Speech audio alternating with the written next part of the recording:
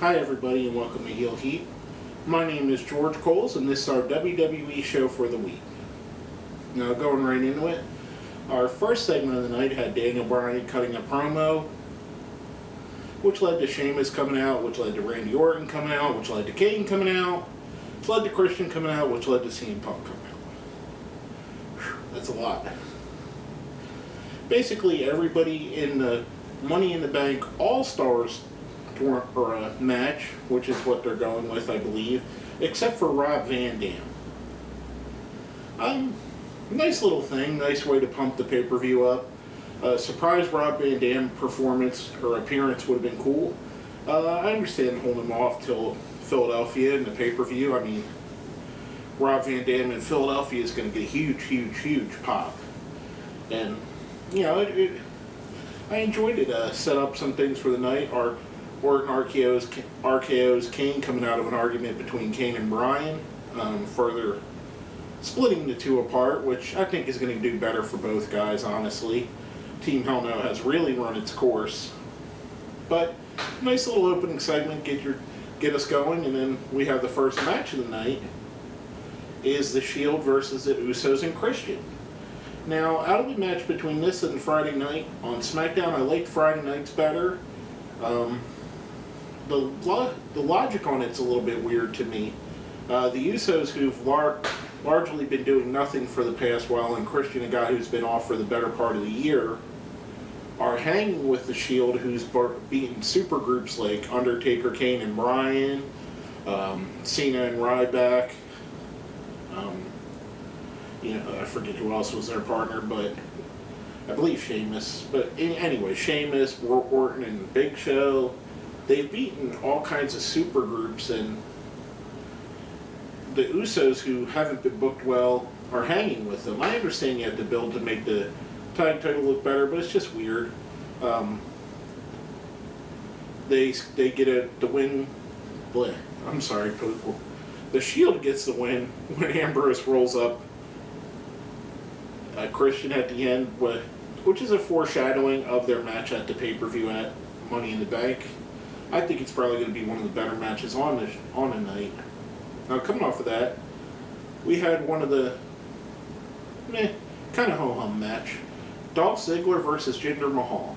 Now, the thing that stuck out to me like a sore thumb, and I don't think I'm the only one that noticed it. I know on Twitter I was talking about it. I know our friend Twitter Bob, he was commenting back with me, and I believe some other people, I'm sorry, their names slipped my mind. But Ziggler came out without AJ or Big E Langston. They haven't officially split, and I think it'd be a waste of an angle not to split them on TV, in my opinion. But I understand where they're going. They're still heels. He's a face.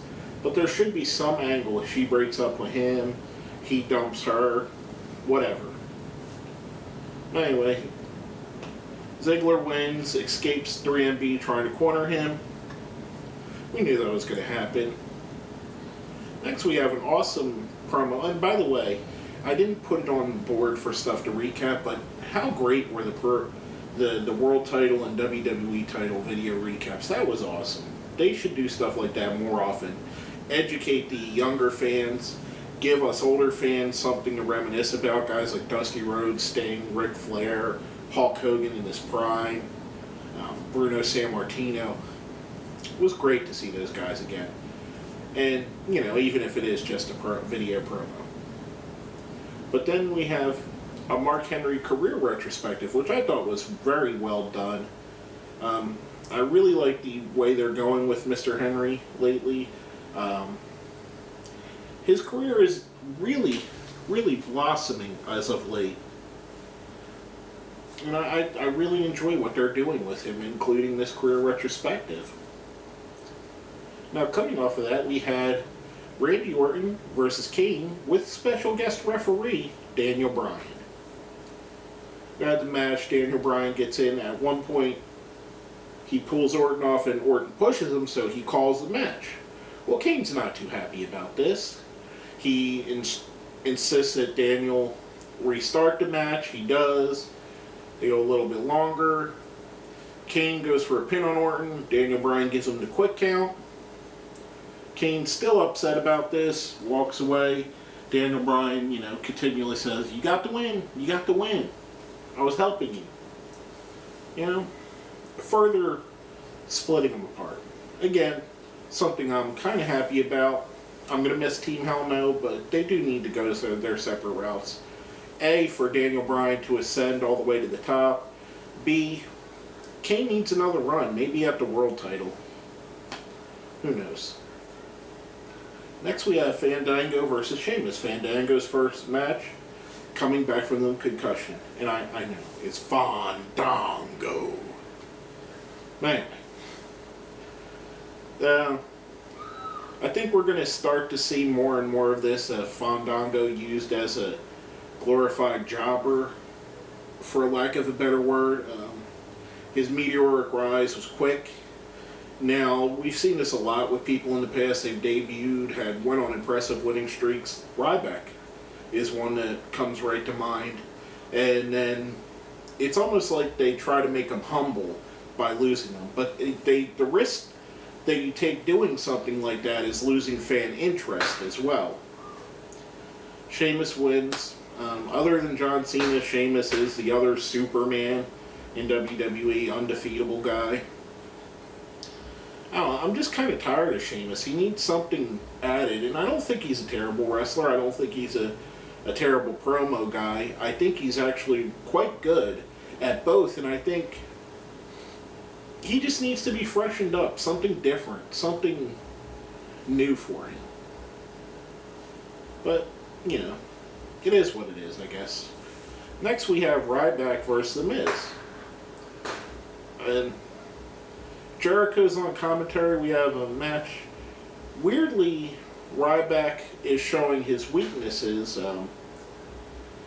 Miz gets him in the corner, was working on his leg. Ryback waves the match off, almost like a no mas situation. If you guys are fans of Roberto Duran and boxing, you'll remember that. If you're not, look it up on YouTube. I mean, it's one of the historic moments in boxing history.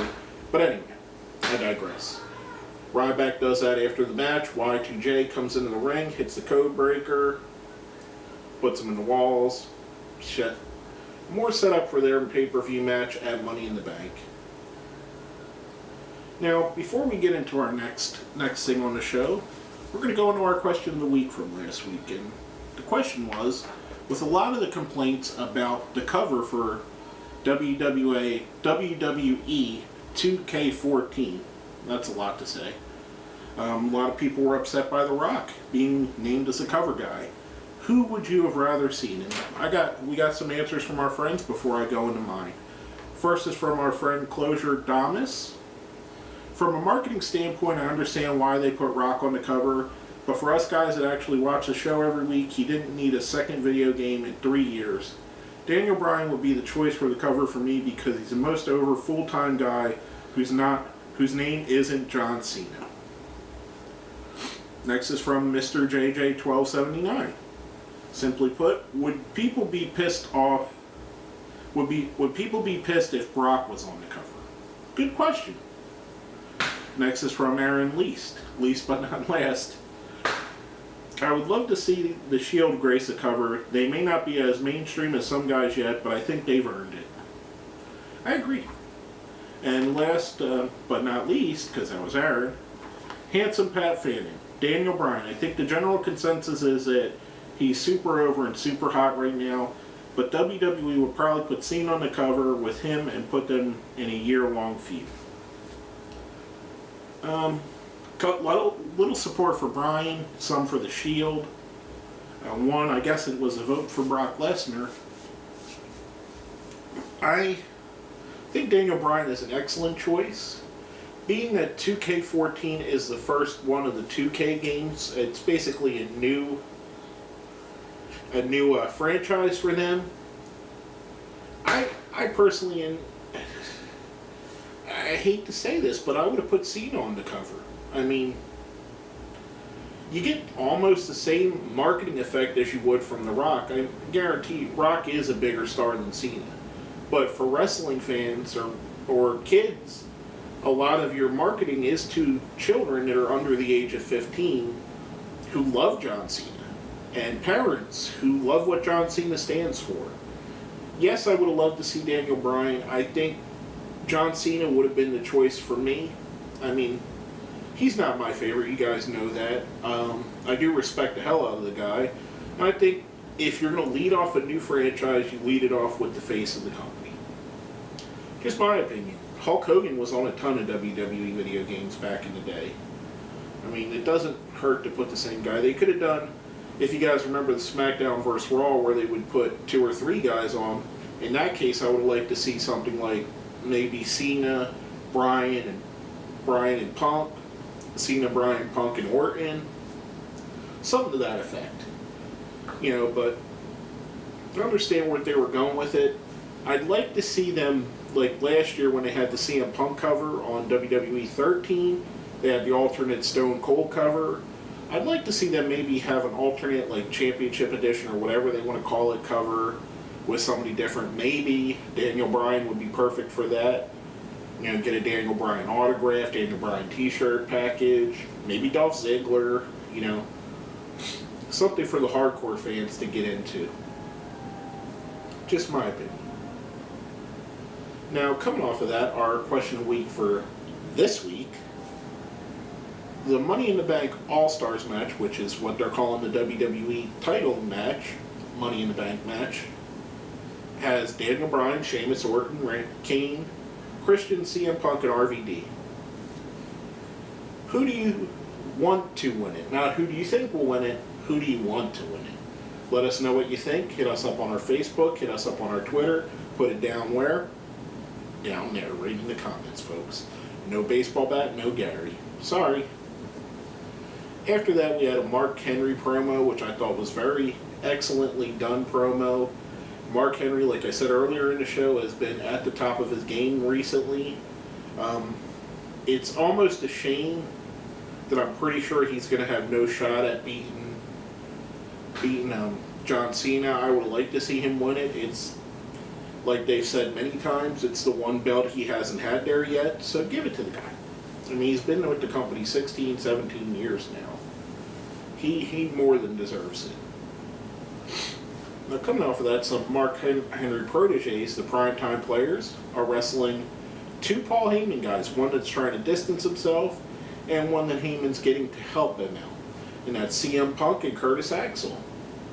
Match starts off, Curtis Axel's leading the way, won't tag in Punk. Punk gets the hot tag, comes in like a house of fire. Boom, boom, boom, gets him beat, gets to go to sleep. Backs up to go and pin him. Curtis Axel tags himself in, steals a pin. They get the win. There's further putting the rift between CM Punk and Paul Heyman into our minds.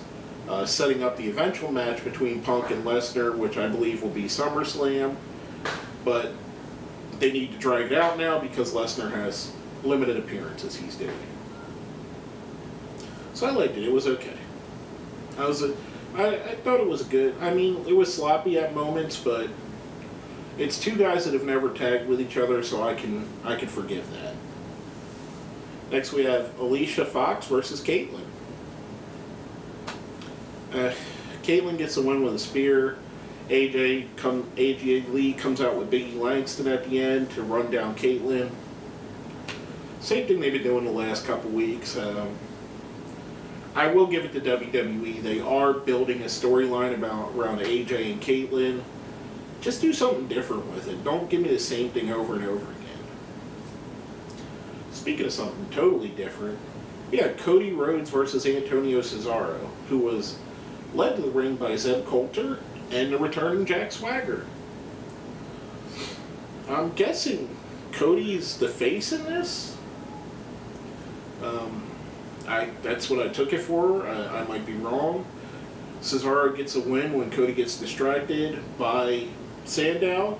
Hopefully in that ladder match, which they don't have a name for, that Money in the Bank match, I'm hoping that Cody and Sandow are the last 2 men fighting for the title, and we get to see them split the Rhodes Scholars finally and give them both singles runs, which would be my way I would go.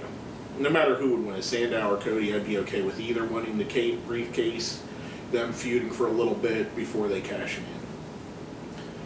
I don't know. I guess it's just fantasy booking in my part, but I would like it.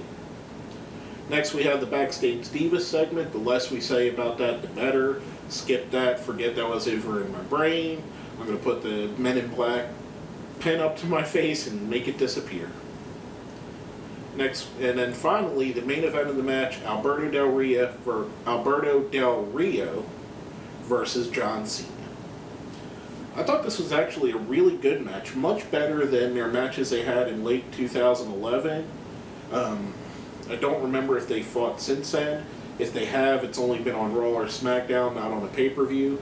I could be wrong though, guys. Let me know if I am. Usually you do. I thought it was a really good match. Cena wins, obviously. But I thought it was a great main event to end the night with. And it shows what each championship, how important they really are.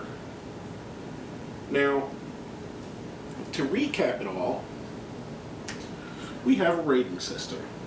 And if you've watched our show before, you're familiar with this. If not, this is for everybody that hasn't. We rate our shows 1 through 5, 5 being the best, 1 being the worst. Now, we've switched it up a little bit.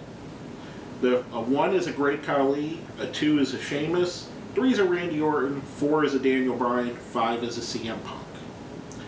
I'm going to give the show a 3, a Randy Orton. Some of the stuff really piqued my interest. The primetime players versus Punk and Curtis Axel was good. Cody versus Cesaro, I was very interested in. The main event was excellent.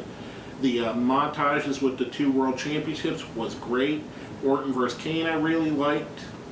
But then there were some real drawbacks too. The Divas segment was horrible, abomination. It shouldn't even been on there. Fandango versus Sheamus was just confusing with Fandango walking away. You know, the Shield versus the Usos and Christian, I thought their match at SmackDown was better.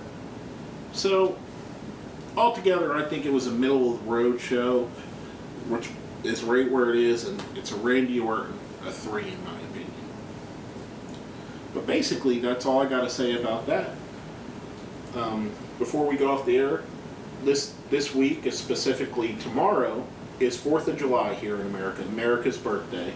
So everybody out there, have a happy and safe 4th of July. And thank you for watching Heel Heat. My name is George Coles, and this has been Heel Heat.